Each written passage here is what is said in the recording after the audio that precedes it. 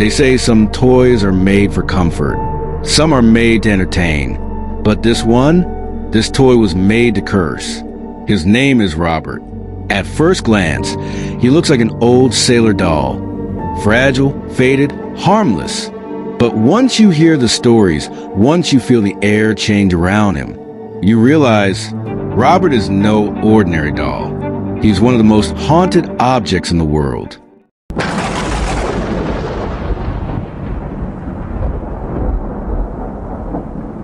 It all began in the early 1900s in Key West, Florida. In a quiet mansion tucked beneath swaying palm trees, a boy named Eugene Robert Otto was given a birthday gift, a handmade doll, nearly 40 inches tall, dressed in a sailor suit, holding a stuffed lion. It was said to be a gift from a servant, dismissed by the Otto family under dark circumstances. Some believed the servant was deeply involved in voodoo. Others whispered she had cursed the doll out of revenge. But no one knew that at first. To little Eugene, the doll was perfect. He named it Robert after himself. They were inseparable. He talked to Robert. He slept beside Robert. He blamed Robert when things went wrong. Robert did it, he would say, over and over again, every time the furniture was knocked over, every time glass shattered, every time someone got hurt. His parents thought it was just childhood imagination. But the servants? They were terrified. Housekeepers claimed they heard whispers in empty rooms, footsteps in the attic, giggles when no children were around. Neighbors swore they saw Robert move from window to window, even when the family was gone. One night, Eugene screamed so loud the entire house woke up. His parents burst into the room and found him shaking, crying, his bed overturned. Robert sat at the edge of the bed, just staring. But here's the thing, Robert's eyes never blink. They're painted on. And yet, people swear he watches them, tracks their movements, and sometimes he smiles. As Eugene grew older, he never got rid of Robert, even as an adult artist, living alone in the same house. He kept Robert in a special chair right by the window. He would talk to him, laugh with him, argue with him. Visitors said the air in the room felt heavy, like something unseen was always listening, waiting. Eventually, Eugene married, but his wife, Anne, was deeply disturbed by Robert. She begged Eugene to lock the doll in the attic. He agreed, reluctantly, but Robert didn't like that, not one bit. As Eugene grew older, he never got rid of Robert, even as an adult artist, living alone in the same house.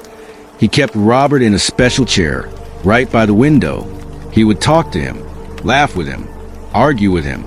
Visitors said the air in the room felt heavy, like something unseen was always listening, waiting. Eventually, Eugene married, but his wife, Anne, was deeply disturbed by Robert. She begged Eugene to lock the doll in the attic. He agreed, reluctantly, but Robert didn't like that, not one bit. After that, the house grew cold, dark, aggressive, and began hearing footsteps when Eugene was away, knocking from inside the attic. Furniture dragged across the floor at night. She swore she heard whispering through the floorboards, "Let me out." And every time she went upstairs, Robert was no longer in his chair. He had moved. Eugene claimed it was just imagination. But one day he found his beloved painting slashed, canvas torn like claw marks. And sitting in the middle of the studio was Robert, smiling. When Eugene died in 1974, the house and the doll were left behind.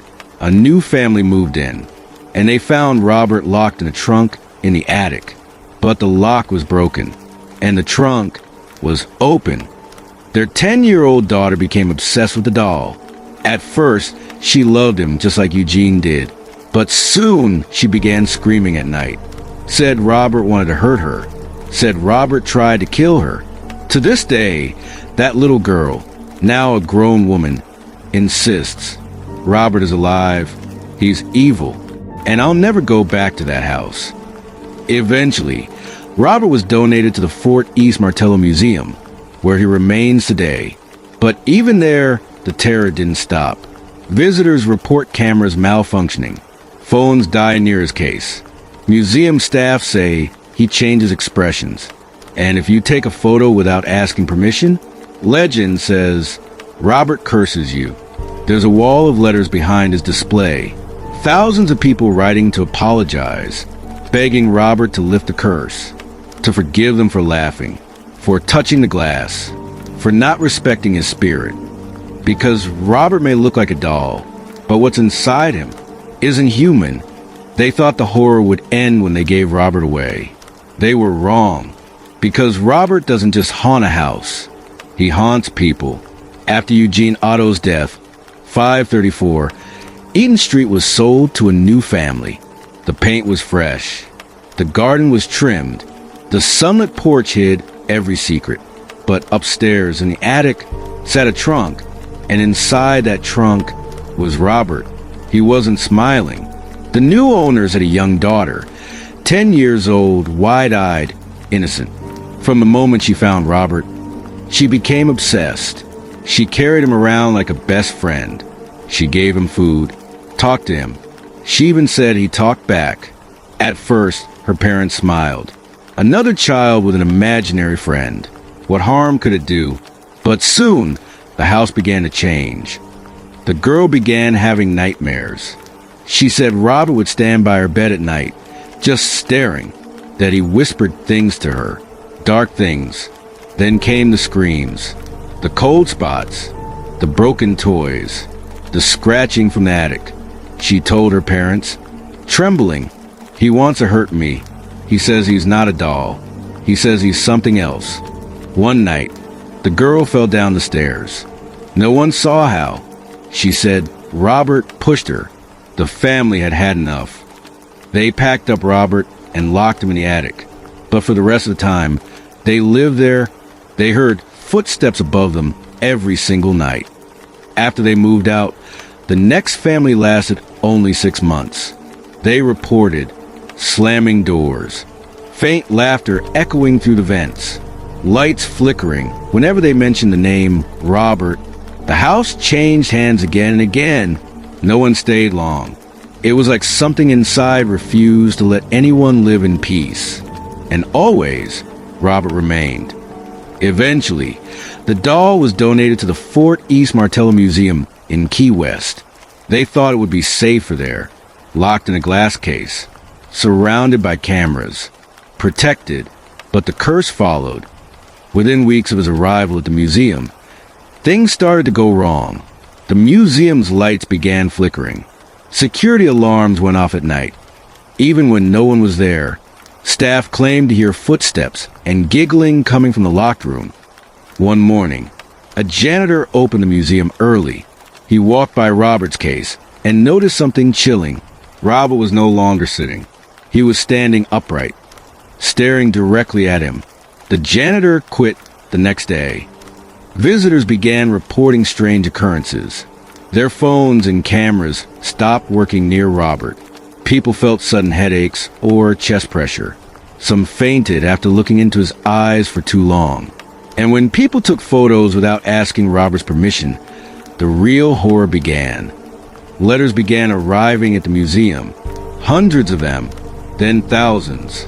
Apologies, desperate, pleading apologies from around the world. "Dear Robert, I'm so sorry I took your photo without asking. Please forgive me. Ever since I came home, I've lost my job and my dog was hit by a car. Robert, please, I didn't mean to laugh at you. My fiancé left me and I was in a car accident the same week. I didn't believe you were real. I do now. Please lift the curse." The museum keeps these letters on display, taped to the wall behind Robert's glass case. They call it the Wall of Apology, and it grows every year. People now bring gifts to Robert: candy, coins, toys, even joints and whiskey, all in hopes that the doll will spare them. And still, the curse continues. Even the museum workers handle him with care. They ask permission before cleaning the glass. They greet him every morning, because some say if you ignore Robert too long, he starts looking back. To this day, Robert remains one of the most haunted objects in the world. But the most terrifying thing isn't what he's already done. It's what he's yet to do. Because each year, more people visit. More people challenge him, mock him, touch his case without asking. And every single time, someone else writes a letter. And if you think you're safe just watching this video, think again.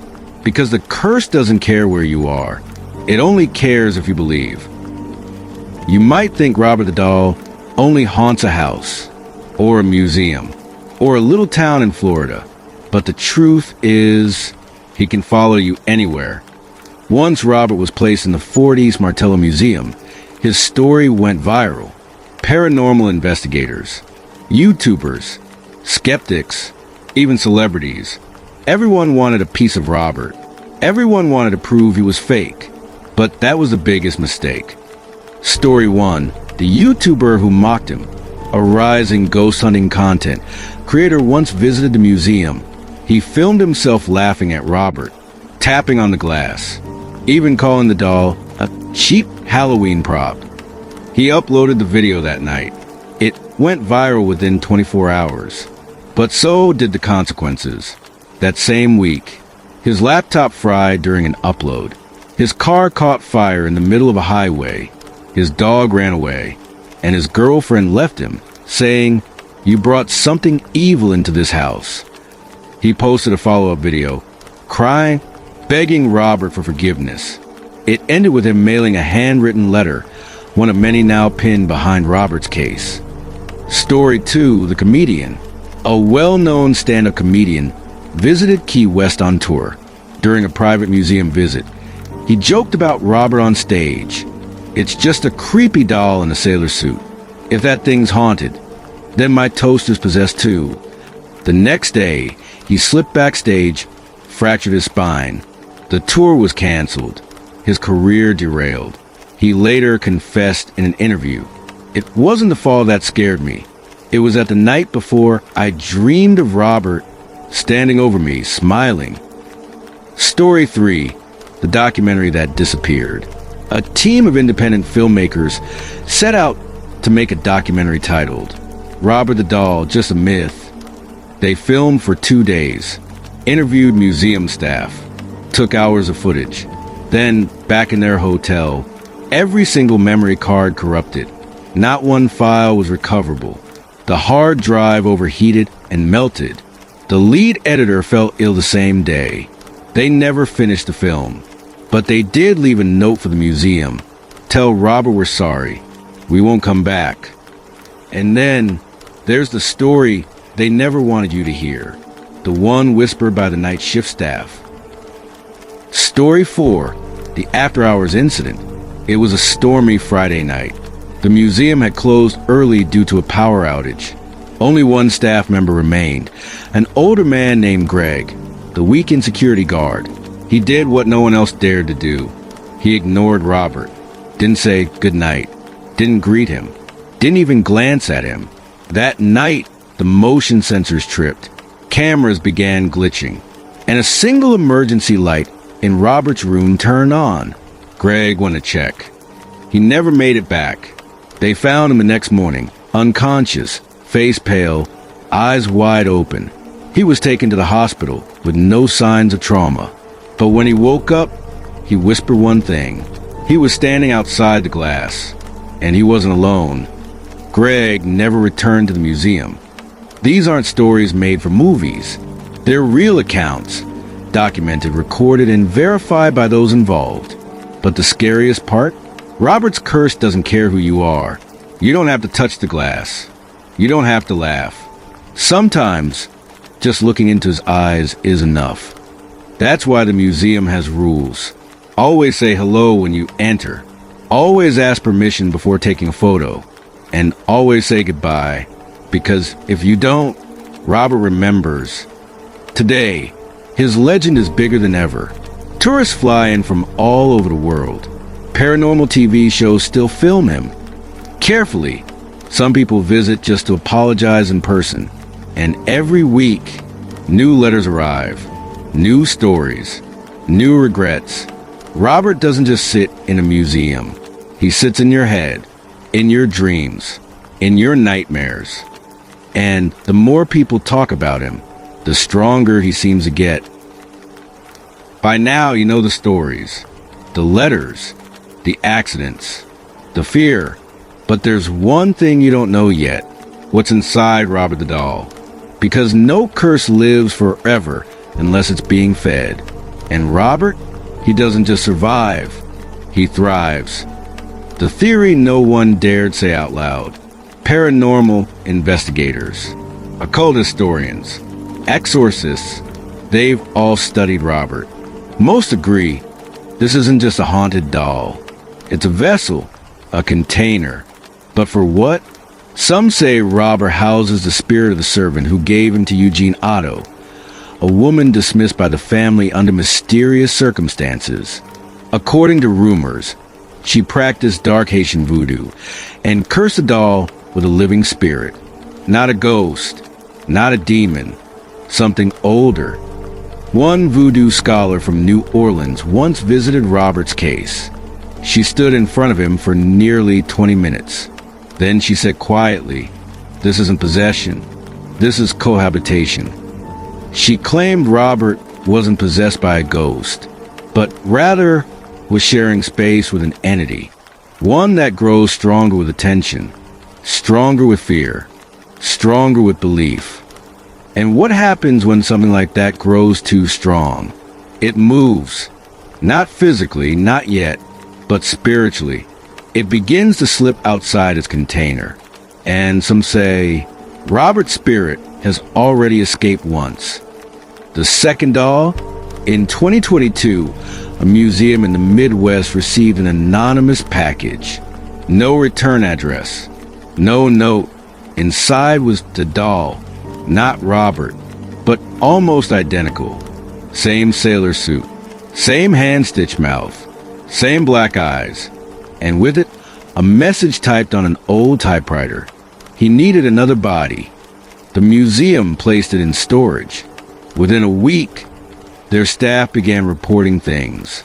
Nightmares, voices, missing time. One employee even went missing for 36 hours. When he returned, he refused to speak, only wrote 3 words. He followed me. No one knows where that doll is now. Some say it was buried. Some say it's still on display under a fake name. But the question remains, can Robert multiply? Or worse, can he leave the doll behind? The eyes. Robert's glass case at the museum is cleaned weekly, but there's one detail the staff keeps quiet. His eyes. They appear to shift, not side to side, but in emotion, sometimes blank, sometimes amused, sometimes furious. One visitor captured a photo showing tears near his left eye. Another swears the doll's mouth moved while she blinked. And once, a journalist filming a special report stood too close to the case. The glass cracked. No one touched it. No object hit it. But a hairline fracture appeared right across Robert's face, as if he was trying to get out. Today, people still visit him, still take pictures, still laugh, but many don't leave the same. They write letters. They send gifts. They try to apologize. Because deep down they know Robert isn't a story. He's a presence, a warning, a reminder that belief is powerful. And when enough people believe in something dark, it doesn't stay legend. It becomes real. So if you ever go to Key West and find yourself standing in front of Robert's glass case, be respectful, say hello, ask permission, and above all, don't stare too long into his eyes, because Robert the doll is still watching. And maybe, just maybe, he's watching you now.